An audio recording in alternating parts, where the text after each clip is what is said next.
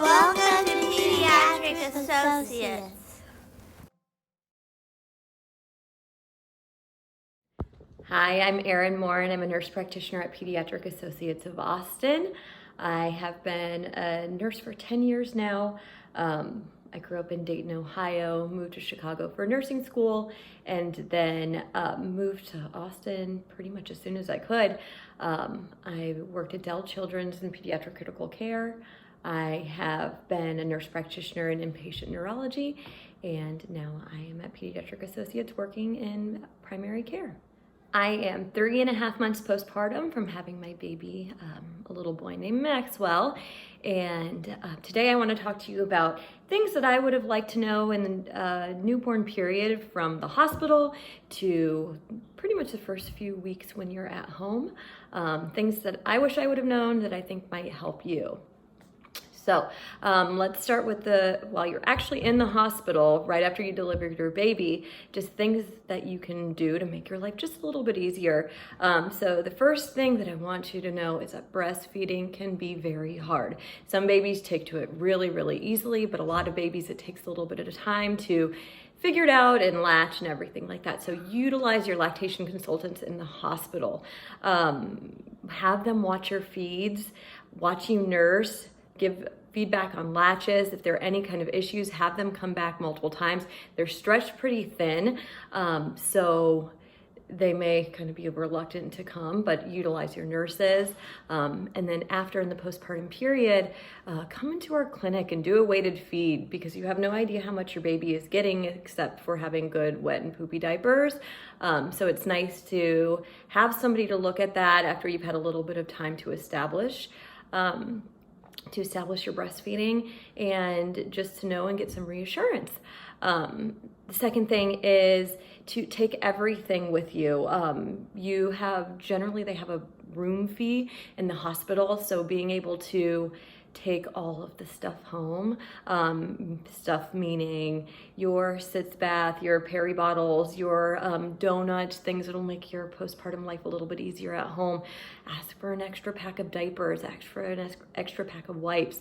I think they have these little gel breast pads that might make it easier when you're breastfeeding at home if you decide to breastfeed. Take them home. You're going to use all that stuff. And if you don't, then save it for later or give it to somebody else, because maybe they'll use it. Third thing is about insurance. So you will be seen by somebody that'll help you get a social security card and a birth certificate while you're in the hospital. You do not need to wait for your social security card to put your baby on your insurance, and baby will be covered by mom's insurance for a short period of time, usually less than 30 days, but sometimes it's only 15 days. So immediately when you get home, have somebody, whoever's the most feeling the best, call your insurance company, get the baby on your insurance card, and then once you get the social security card, you can give them the social security number and have them linked up that way. But you don't need to wait for that social security card. While most of what all the other providers are saying is evidence-based, these are a lot of my personal experiences and my opinions. And one of the things that I feel very strongly about is you deciding with your partner who you want in your delivery room and who you want to see postpartum while you're in the hospital, because of course everybody's going to want to see the baby and everybody's going to want to hold the baby, and maybe that's not something that can happen right now, but in the future it is something that you'll probably have to encounter. So making the decision beforehand of who you want there and who you feel comfortable with, and it's better to kind of establish that before versus having everybody want to come and then you have to tell them no while you're actually there. It's pretty exhausting after you have your baby. So taking some time to just bond with your baby and your significant other, it's a really, really special time. And the last thing that I want to talk to you about is that everybody tells you about 100 different things that you need to make your postpartum and newborn period the best. You need the $600 rocker, you need this swaddle, things like that. And I want to talk to you about the things that I think that you actually really do need at home. These are a little bit of personal opinions, but things that sent us to Target at 8 p.m. Because we needed them. So the first thing is a bulb syringe, something that will suck snot.